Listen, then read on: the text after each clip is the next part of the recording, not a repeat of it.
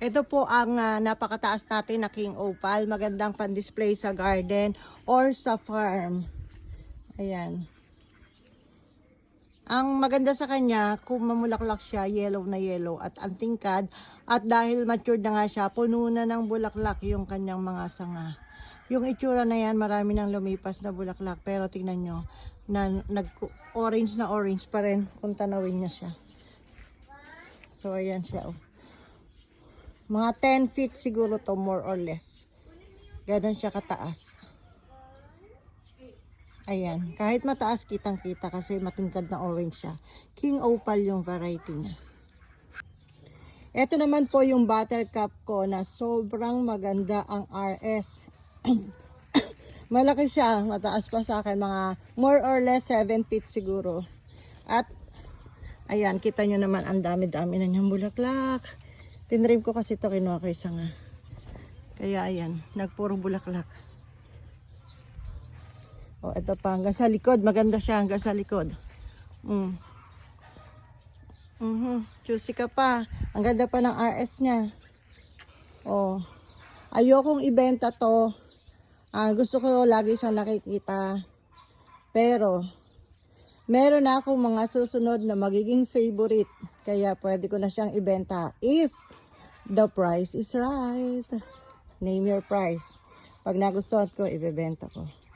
Malaking grafted na buttercup. Ito pa po yung isang favorite ko. Ayoko pong ibenta to.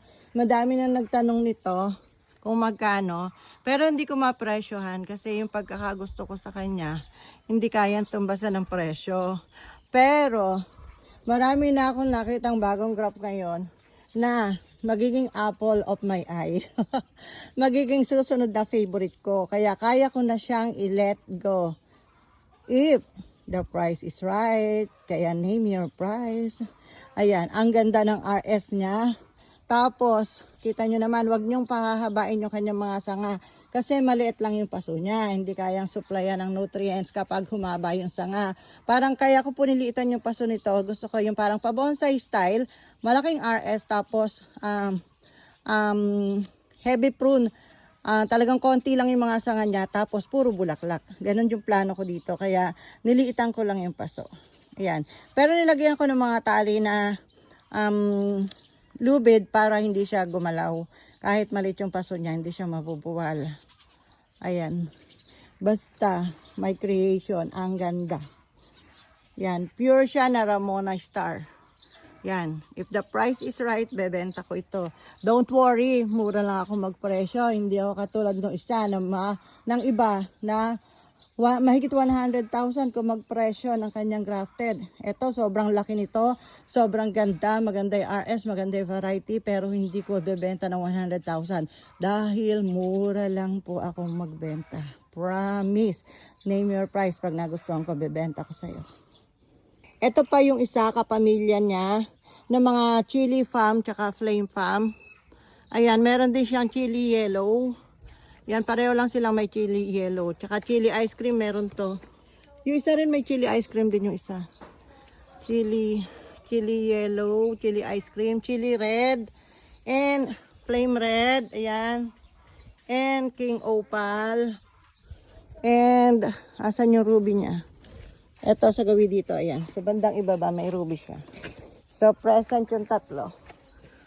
Oh, ito yung other side. O, tingnan nyo, puro bulaklak, my gosh. Yan, juicy ka pa ba? Maganda na yung RS. Maganda pa yung variety. Maganda pang mamulaklak. Juicy ka pa ba? Yan, screenshot mo na and then say mine.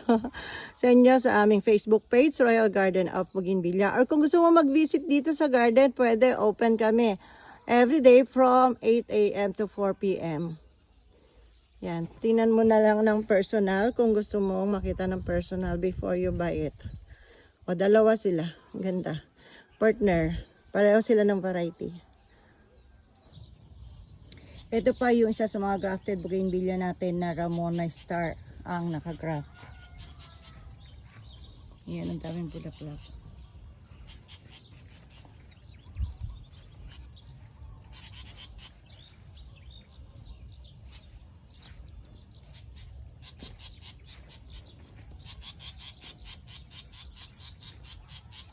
Ang ganda ng RS niya.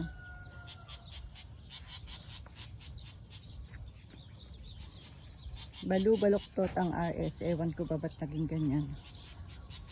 Ayan, hanggang sa kabila mabulaklak. Masipag mamulaklak ang Ramona Star kahit tag-ulan may bulaklak siya.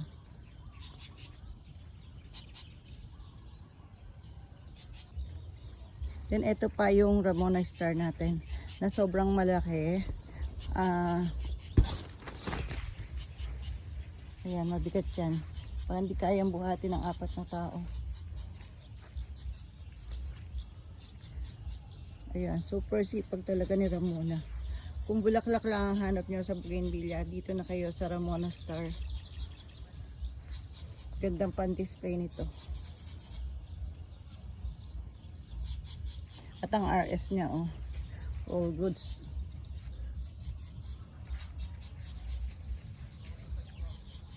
May flag siya kasi, ano yan, marker ko yan kasi pinalilipat ko sa loob ng bakuran. Andito kasi tayo sa bukid.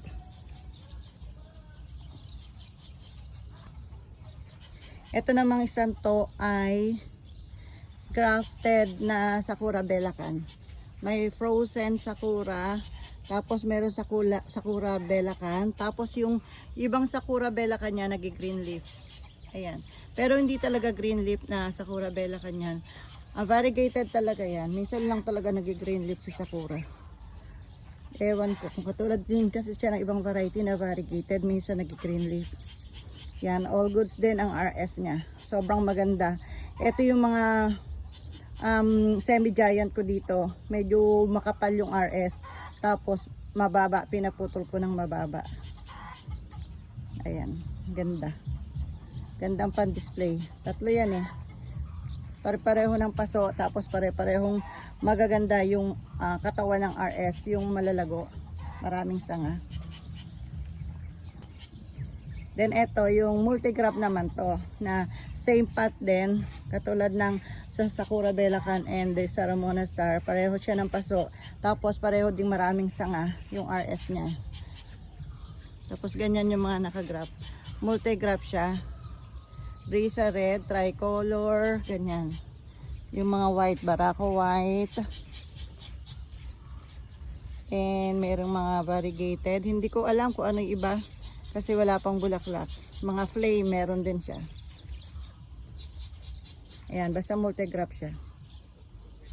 Tapos ito pa isang multi-grap natin na hindi pa maalis dito dahil maraming dapat iangat o buhatin bago siya makaalis.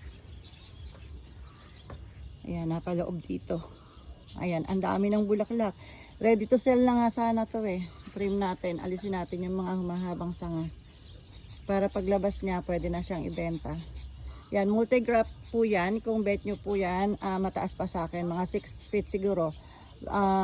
More or less 6 feet. Tapos multi-grap siya. And yung RS niya, malago rin yung sanga. Maraming sanga yung RS niya. Hindi basta isang sanga lang. Yan, super. Sulit ka dito.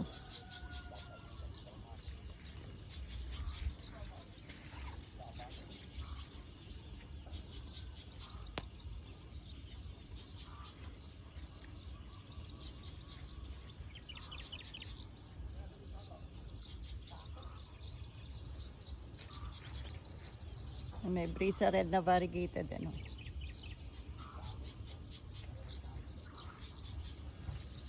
Yan. Multi-grap yan. Madami nakagrap na variety. Ito pa po yung ating Ramona Star na maganda ang RS. And then same path po nung tatlo. Pang-apat po ito sa magaganda yung RS niya. And same po ng paso.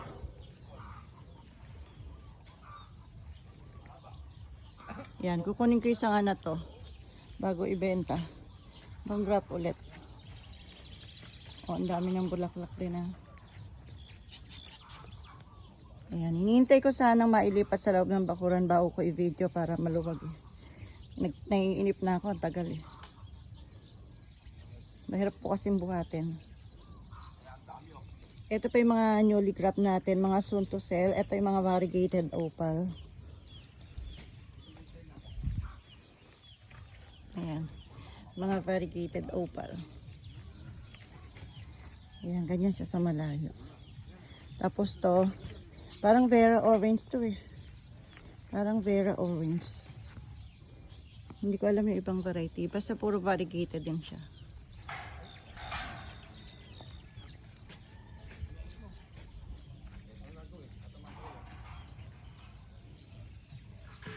Tapos ito pa.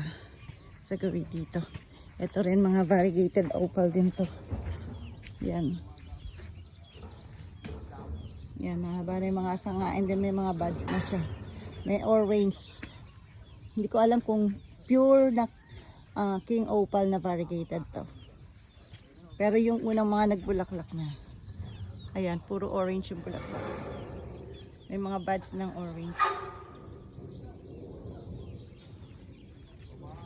Tingnan mo natin. So, buds na orange.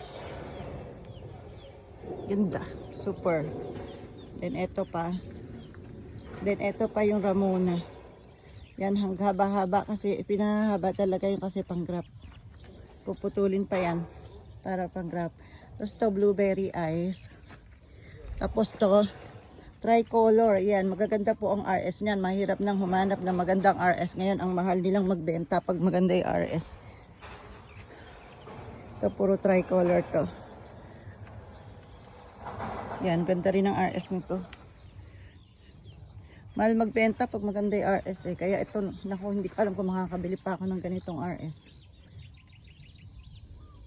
Yan, puro magaganda yung RS nito. Ito, multi-graph. Multi-graph. Marami rin nakagraph dito. Ito naman grafted, Milo batik lang to. Ito, kasama siya sa magandang RS. Yan. Yan. Kung interesado ka sa mga grafted na to na magaganda ang RS, mauna ka na dahil pag naubos to, hindi ko na alam kung makakabili pa ako ng mga RS na ganito kasi ang mahal. Mahal lang ng bentahan ng mga RS lalo na pag maganda. Pero pag pangit, yung simpleng pahaba lang, mura lang. Pero yung mga ganitong mga gagandang RS mahal. Saka matalang na, madalang na dating. Yan. Pili ka na po and then screenshot mo, then send mo sa aming Facebook page, Royal Garden of Bougainvillea, or gusto mo mag-visit ka dito ng personal sa aming garden located at Santa Lucia, San Miguel, Bulacan. Nakapinboss sa Google Maps ang yung ating location. Thank you.